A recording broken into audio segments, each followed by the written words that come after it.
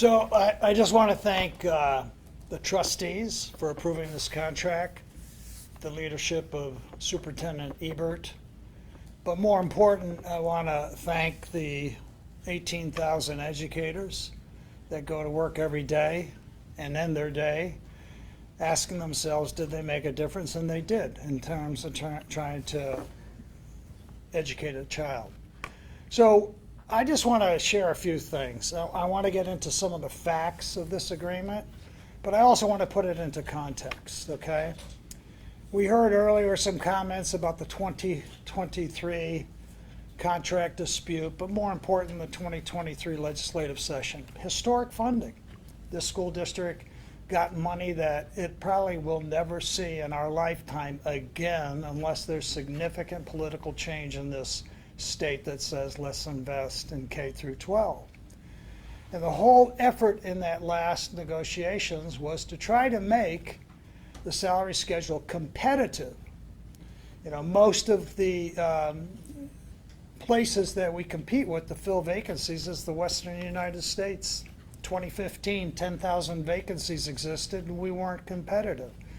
We're now competitive. We have a salary schedule that's competitive with Los Angeles, with the Southern California, as well as the other big urban areas. And that in part has contributed to the ability on the part of the school district to attract people as well as retain people. I think the figures you hear about retention should not be understated in terms of their value. It's a significant trend in terms of going down, and that's very important. With that said, we've experienced too many years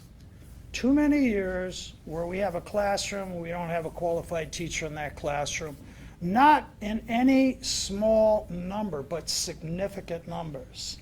And in the range of anywhere from 20 to 35,000 a year sometimes, we've seen classrooms filled with substitutes. That trend's going down. That's part of the recruit and retention effort. When we went into Carson City this last time and argued for additional funding, we were able to demonstrate that one of the successes of the last funding allocation and the negotiations was to invest in our highest needs schools, where the highest vacancies were, 92%, Title I schools, giving an additional $5,000 on the base pay for teachers in Title I schools, and another $5,000 for those that taught our most neediest students, special education. That was a success story. That success story allowed us, and one of the things I think was an oversight in the presentation, to attain another $70 million that's going to be part of this contract. You heard the sum total of about $114 million coming from SB 500 as well as money from the general fund, but there's another $70 million that we're going to draw down to fill these schools, and now the most neediest schools with higher thresholds of vacancies. That's progress, okay? That's progress. You cannot dismiss that. We have seen too many kids leave this school district. And it's easy to say we will be the destination school district, but if we're not making those kind of decisions that invest in that classroom so that a parent can make a decision to say, I am going to stick with CCSD, we will see that trend continue. This contract attempts to secure that investment where we're trying to put more money in the classroom. So what does it mean? I mean, you heard some of it. There's 16,500 teachers are going to get a step increase each year. That's about $3,400 over the life of the contract. Anywhere from $2,700 to $3,200 are going to get a $6,500 raise over the life of the contract. Easily a lot of money if you look at the community that you're teaching in. There will be no health insurance increases to their premiums, so there won't be any burden on their monthly cost for health insurance. And in addition, we're going to be able to provide in the most neediest schools the additional $5,000 on the base pay in Title I schools that have 10% in elementary, 12 in middle, and 15 in high school vacancy rates. 91 schools will be affected by that. And we didn't stop there. 117 schools of Title I special education teachers will also get that $5,000. What's the total of that? That's a population of another 5,000 educators. So this isn't just simply, they didn't get a COLA, there was steps, there was columns, but there was an investment to put money in the classroom to make sure that we had a qualified teacher in every classroom. Now on PERS, anybody that's been in the school district knows that PERS under statute is equally borne by the employer and the employee. We were fortunate with the money that we received last time to pay $54 million in PERS contributions that normally an employee would pay. That $54 million isn't here. So is that a cut? No, that's an investment in your pension. So educators know that that's an investment in their education. And so that was a very important part on our part to make sure that people understood that. And then finally, the salary review. We know that there's compaction. There's not a light switch fix to this, and nor is there anybody who can make a claim just because I got 2 masters, I'm owed money. You have to demonstrate that it is from an accredited institution and you are teaching in a subject, or that degree is a subject that's pertinent to you teaching. And so that's what the review process is. A review process that we've been asked, because we've created a model, because that's a heavy lift, to try to process. We had 3,500 educators ask, take a look at it. We accumulated 13,000 documents to determine whether or not somebody met that criteria. So we have a process now, and that process is going to be vetted in partnership with the final determination, of course, by the district. But we want to be very clear, just because somebody says doesn't mean it is, right? It has to be justified. So we're making those kind of steps and taking that progress. And I just got to say, I appreciate the leadership of President Irene Bustamante-Adams. Under her leadership, she's seen a number of decisions that's had to be taken place over the last 7 months. I really appreciate the newly elected trustees coming in with their first contract. You've been baptized in a good way. As well as the appointed trustees and the transition that they've had to go through. We do appreciate. And then last, Superintendent Ebert, she's got a honeymoon period. But she is the first one to say, we got to turn this around. And we're committed to work with her to turn this around. Our focus is those kids that have not had a teacher in the classroom, but more important, a qualified, highly effective educator in that classroom. And that's where we're going to try to raise the bar. So with that, I don't know who it goes to. Awesome. Good evening, everyone. This is a wow moment. It is historical. So let's just give a round of applause. And I don't think we celebrated enough. I get to be a phenomenal part of an awesome team. And so on behalf of the School Board of Trustees, we are proud to have an approved negotiated agreement for our licensed educators as we start this new school year. And I think John said it best, or somebody in the audience said, we wanted to make sure that we started the school year right. The confidence in our educators was demonstrated by our actions today. So it's a top priority for our team to finalize an agreement with our teachers at the start of the school year. We know that the economic conditions were not easy and the resources were very limited. Our funding was basically flat, and yet the cost has kept increasing. But we want our teachers to know that we value them as professionals. Our teachers are absolutely critical to our mission to prepare our students to succeed and contribute in a diverse global society. We want our teachers to be able to focus on what's most important, and we all know what that is, right? It is working with our students. And I want to thank the CCA leadership team, because this didn't happen overnight. It has taken us months of just conversations, sometimes heated conversations, acknowledging what happened in the past, and commitment to what we're doing together forward. So thank you, Marie. Thank you, John, and for your executive team. Thank you, most importantly, to the legislators who made the investment. They could have doubted and said, nope, but they didn't. And so I am grateful for them and their investment, and also to our superintendent's team, the negotiation team. They listened to our vision, a shared vision that we have together with CCA, and that is to put a qualified teacher in every classroom. So now I'd like to introduce our superintendent, who today is her 89th day. So she's still in her honeymoon period, but she has been awesome, and we are so grateful that we were able to unanimously vote her and pick her as our next superintendent. Please give a round of applause to Miss Joan Ebert. Thank you. Day 89 and a lot of work accomplished, and we know that it is not any one person that brought forward what we have a very successful contract. To Marie, your presidency and your leadership, to John, executive director, and the entire negotiation team on both sides. What you had to say, and Trustee Bustamante Adams also brought it in. These conversations are not easy. You know, had the legislature brought in unfeathered amount of dollars, right, there would be other things that would be on the table. But we know what the dollar amount is and what we have available. And so everyone coming to the table, focusing on our educators, making sure that they had the steps, the columns, and the health care.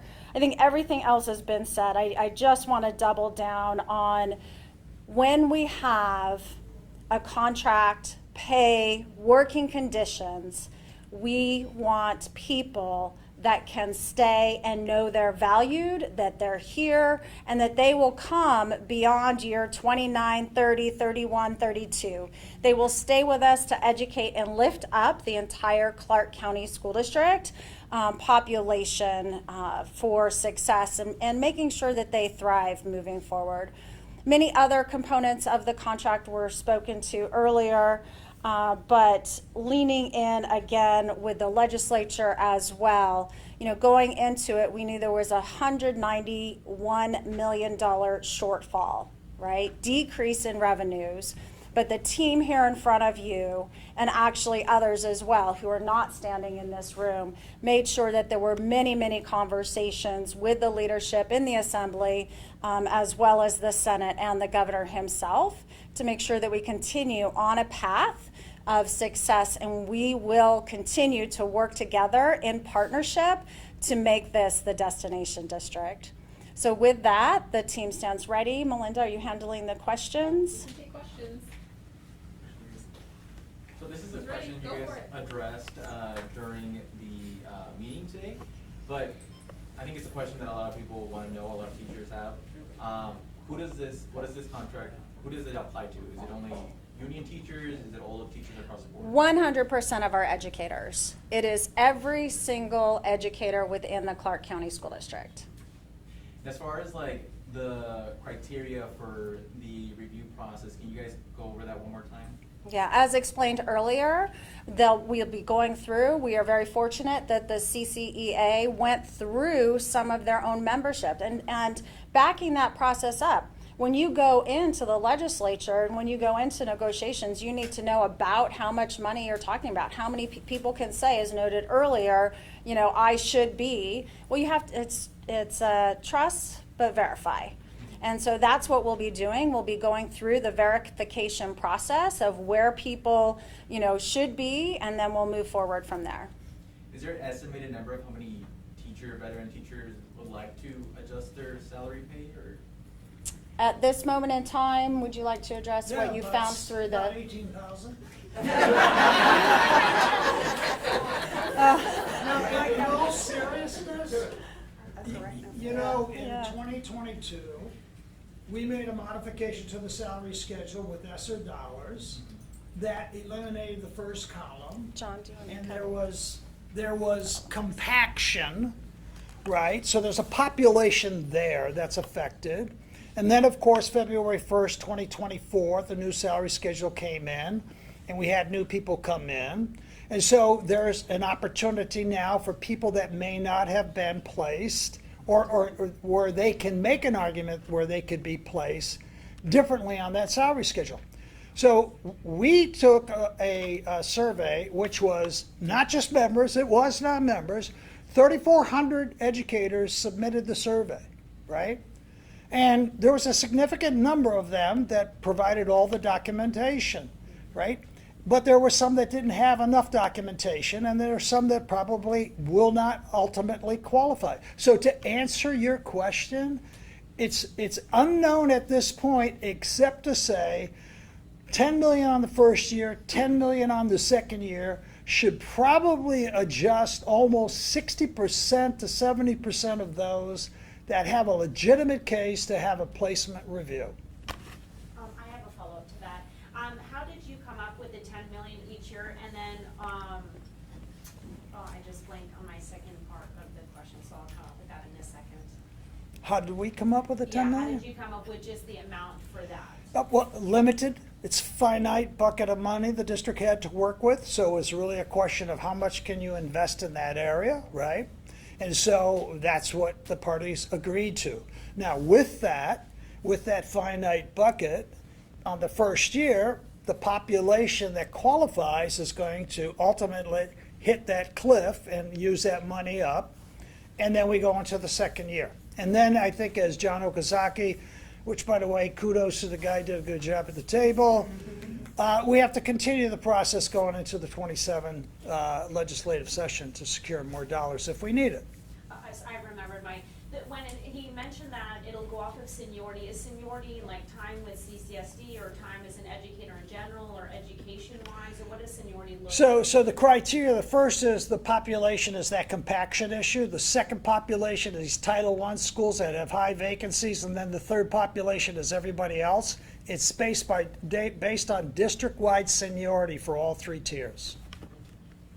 2 years ago, CCEA was very much against this look back, and compaction was known at that time, so what changed minds?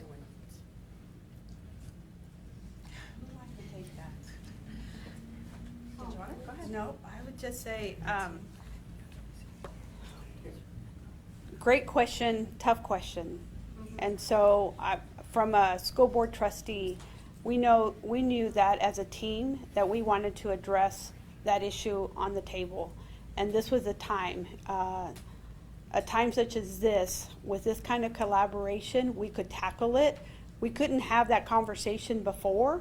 It was not an agreement, but we needed to start the process. It's not perfect. It's going to take us time.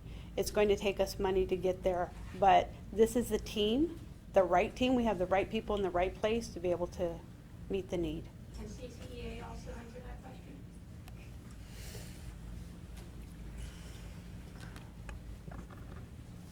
I don't know what you're asking, short of a JARA narrative of the past negotiations, and I'm not going to respond to that. Come on, John, grow up. Answer my question. We'll take another one. Go I have a ahead. question for one of the educators here. Speaking on about the safety aspect, we did see a lot of fights back in 2022, but they still happen. How key is having this piece for safety of staff and students, having the safety aspect in this teacher contract? How important is that as an educator? Hi, my name is Angie Joy, and I teach at Mountain View Elementary School. Sorry, short person here. I would like to say safety has been a huge conversation in the last negotiations and this negotiations. Every single time we come to the table, it's about safety. I've spoken to so many educators in CCEA that I had no idea until we started talking on this topic that have been injured by students as low as elementary. And the fear of being penalized for something that happens, like whether someone touches you or something else, it's huge. You know, you worry every day. If you go to break up a fight, is someone going to say that you hit them or what the allegations may be and where it can take you. I spoke to an educator that just transferred into my school who had a case brought up against her. So this is huge to have this in the contract and to feel like something is actually going to happen. Like we've talked about restorative justice and different things over the last legislative sessions, and not to see it go anywhere has been very hurtful. It's been very hurtful because we listen and we hope, but for the first time we're making headway. We're partnering with CCSD. We feel like we're being heard, and we're very hopeful that things are going to change because this is in our contract. We have avenues to go to discuss what's going on. There's a whole process for everything. So it feels like, hey, they care enough. They put a process in place. We're actually going to get something done. We don't have to be in fear when we go in our workplace the way we usually are. So for that, I thank everyone that decided to partner together and create a process.